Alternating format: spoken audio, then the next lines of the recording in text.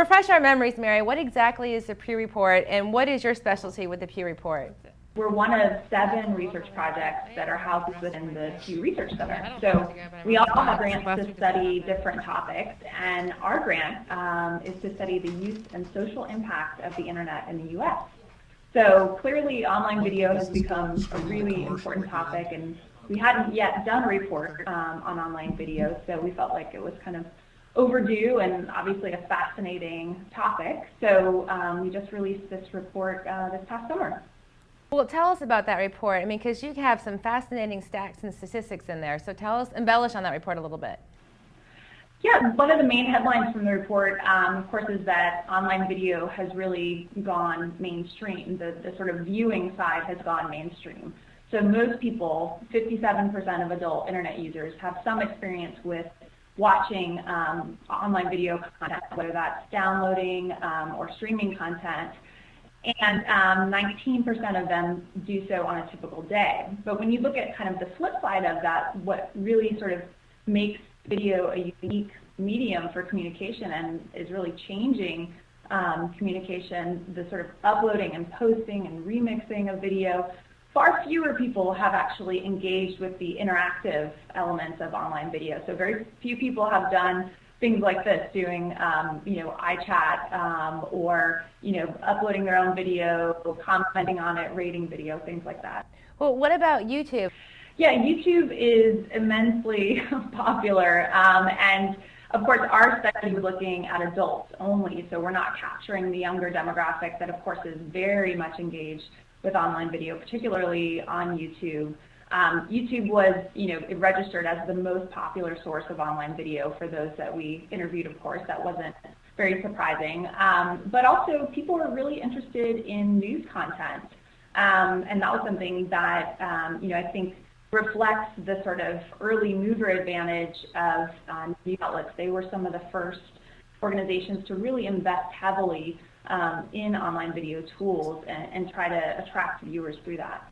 You mentioned the news. I've seen a rash of political music videos or political campaigns on the internet. I believe YouTube did a debate of the Democratic, or some debate for them. How has user uploaded video or people watching the video affected all of the politics that are going on?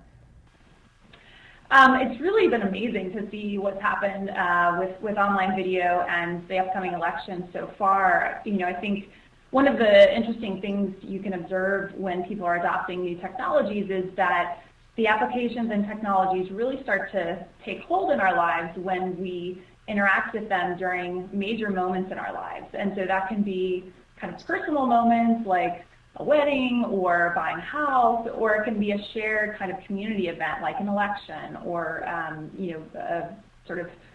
something that's tragic or a natural disaster like Hurricane Katrina, for instance. With the election, I think that the first round of YouTube debates on CNN really sort of helped to engage a lot of people with posting video that hadn't tried it before. They had a very, very sort of finite goal in mind. I want to share my opinion. I want to make a difference. And that really motivates people to step out of their comfort zone and learn the skills, that it takes, and learn, hey, it's actually not that hard to do. And so I think because of all the attention from the Democratic debates, we're going to see a lot more people submitting questions the next time around in the Republican debates. First time around it was something like 2,000 videos that were posted, and I think we're going to see much higher numbers next time around. Doesn't it also give normal people like you and I a better opportunity to get to talk to the candidates or political leaders in our governments as opposed to just writing a letter? Yeah, absolutely. I think we're going to see video being used in all kinds of political contexts and personal context, professional context. This is a professional use for me. And really, starting to see video transform everyday communication. I mean, one of the unique aspects of online video, of course, is that it allows you to convey so much more in the way of, body language and sort of emotional expressive cues, and that's something that's really kind of been stripped out of a lot of our online communication and experience. I mean, text offers different benefits, but I think that when it comes to important conversations where people feel they really need to connect emotionally and convey emotion, video can sometimes be a better channel for that. Now, you try to focus on artists and musicians. How has user video content affected or been a plus for artists and musicians? Yeah, video has been amazing in the music world. I mean, if you go up to YouTube, you can find just a ton of live footage.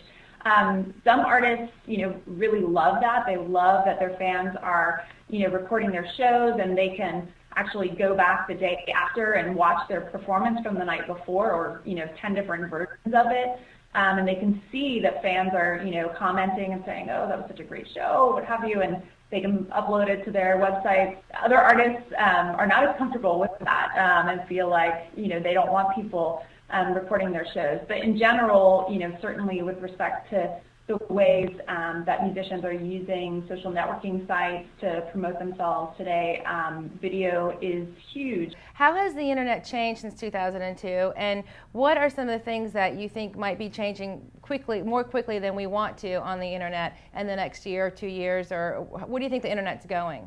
Well, I think certainly the biggest sea change has been the shift towards what everybody talks about as moving to a Web 2.0 world. And so obviously it's not a different internet altogether, but it's a different experience of the internet where we use tools that allow us to engage and comment and annotate on content.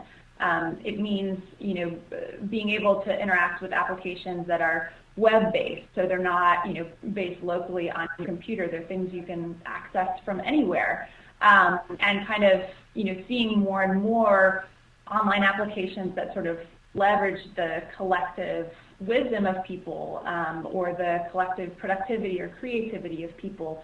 And you can see examples of that all over the place. So the 1.0 model was kind of the sort of push model of just kind of replicating the sort of information push model that we got from traditional media like TV and newspapers. And we're now in a stage where it's much more of a conversation. That's kind of a buzzword that's used a lot. In terms of sort of unforeseen implications, I'm not sure we really fully understand the long-term implications of having a lot of this information archived and kind of the digital trails and footprints that we leave online in various places. So much of the activity that gets associated with Web 2.0, things like blogging, social networking sites, often require us to engage and post a lot of information about ourselves. And I don't think we fully realize the long term. Well, give us some contact information on people can read that report that came out over the summer, and then your website address. Our website address is just www.pewinternet.org, and all of our reports are there. They're all free. We basically are in business to provide information to the public, so we try to make our reports and research as accessible as possible. So please come visit us on the site and feel free to contact me. You can find my email on the site as well. That was Mary from the Pew Report, and we'll be back in 90 seconds.